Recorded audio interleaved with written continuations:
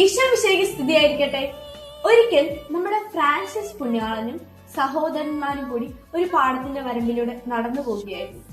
അപ്പോൾ അവിടെ പണി ചെയ്തുകൊണ്ടിരുന്ന കർഷകർ ചോദിച്ചു, താങ്കളല്ലേ അസീസിലെ ഫ്രാൻസിസ് പുണ്യാളൻ? അതെ എന്ന് മറുപടി പറഞ്ഞു. നാട്ടുകാർ പറയുന്നത് താങ്കളൊരു വിശുദ്ധനാണെന്നാണല്ലോ. അതങ്ങനെ തന്നെ ആയിരിക്കണം കേട്ടോ, നാട്ടുകാരെ പറ്റിക്കരുത്. കർഷകരുടെ ആ പരിഹാസം സഹോദരർക്ക് തീരെ ഇഷ്ടപ്പെട്ടില്ല.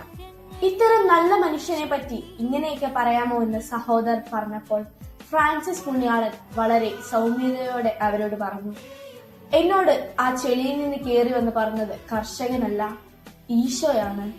കൂട്ടുകാരെ, ദൈവം നമ്മോട് സംസാരിക്കുന്നത് പലരിലൂടെയുമാണ്. അതുകൊണ്ട് ശ്രദ്ധിച്ചിരുന്നാൽ ദൈവത്തിന്റെ സ്വരം നമുക്കും കേൾക്കാം. അത് കേൾക്കാൻ നമുക്കും കാതുകൾ ഓർക്കാം. ജയ് ക്രൈസ്റ്റ്, ജയ് CMN.